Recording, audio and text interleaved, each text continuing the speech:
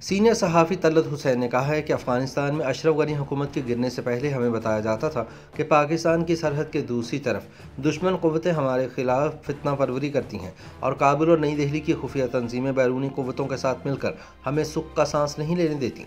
लेकिन अब जबकि सरहद पार इक़्तिदार पाकिस्तान दोस्त अफ़गान तालिबान के हाथ आ चुका है, सरहद पार से पाकिस्तान मुखालिफ कार्रवाइयों में कमी की बजाय इजाफा हो गया है। अपने ताज़ा सियासी तजिए में तलत हुसैन कहते हैं कि अफ़गानिस्तान में इक़्तिदार तालिबान के पास आ जाने के बावजूद हमें आज भी उन्हीं मसाइल का सामना है जिनका सामना हमें पहले था। वही फितना फसाद, वही कार्रवाइयाँ, वही तालिबान और उनके वैसे ही काम देखे जा रहे हैं। कुछ भी नहीं बदला, दहशतगर्दी जारी है, हतमी अमन का दूर दूर तक निशान नजर नहीं आता।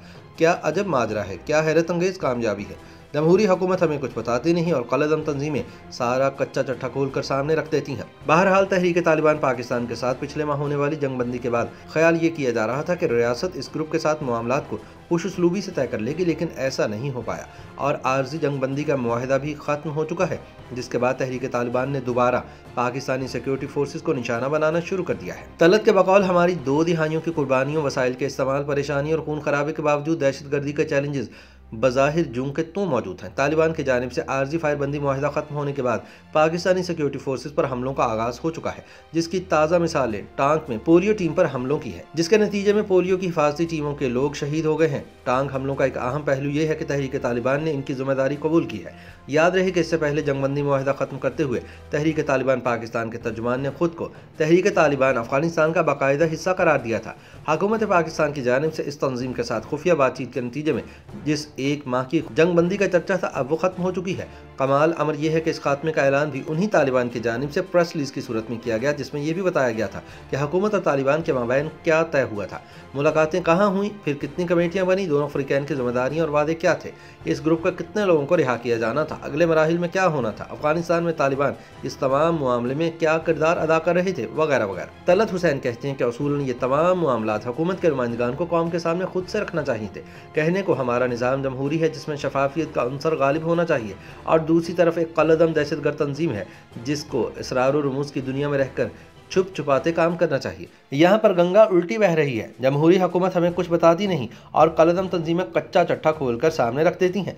बहरहाल इस जंगबंदी के बाद ख्याल ये किया जा रहा था कि हम इस ग्रुप के साथ मामलात को खुश उसलूबी से तय कर पाएंगे, मगर पिछले बरसों की दूसरी उम्मीदों की तरह ये उम्मीद भी दम तोड़ गई है। अब ये ग्रुप दोबारा पाकिस्तान के खिलाफ ऐलानिया दहशतगर्दाना कार्रवाइयाँ कर रहा है। हमें बहरहाल इल्म नहीं है कि हुकूमत की पॉलिसी इस सिलसिले में क्या है। कौम को अभी जंगबंदी के दरमियान दिए गए सरकारी बयानात के खुमार में मुब्तला रखा हुआ है। तब कौम को यह बताया गया था कि बातचीत के अलावा कोई दूसरा रास्ता नहीं। तहरीक तालिबान के भटके हुए लोगों को आईने पाकिस्तान की तालीम देकर मुल्क का वफादार बनाना ही हमारी पॉलिसी का मकसद है। उस वक्त हमने तालिबान की तारीफ में कोई भी कसर नहीं छोड़ी थी। हमने उनके तदब्बुर और पाकिस्तान दोस्ती की कस्में खाई थी और कहा था कि कैसे उन्होंने मुश्किल हालात में हमारा साथ दिया और तहरीक तालिबान को पाकिस्तान के खिलाफ महाज बनाने से रोक दिया। अब जंगबंदी खत्म हो गई और तालिबान दोबारा मुतहर्रिक हो गए हैं। ऐसे में सवाल यह है कि वो रियासत जो माजी में तालिबान को फितना करार देकर इसकी सरकूबी करती रही है, इस रियासत ने इसी फितने से मुज़ाकरात का फैसला क्यों किया, जिससे रियासत की रिट मुकम्मल तौर पर ख़त्म होकर रह गई है। एक कदम आगे और 2 कदम पीछे चलने का ये सिलसिला न जाने कब ख़त्म होगा। YouTube पर गूगली न्यूज देखने के लिए youtube.com की सर्च बार में गूगली न्यूज TV टाइप करें। गूगली न्यूज के पेज पर सुर्ख रंग के सब्सक्रिप्शन वाले बटन पर क्लिक करना ना भूलिए। YouTube पेज पर अपलोड होने वाली वीडियोस से बाखबर रहने के लिए बेल आइकन पर क्लिक कीजिए। आपको हर नई वीडियो के बारे में नोटिफिकेशन मौसूल हो जाएगा।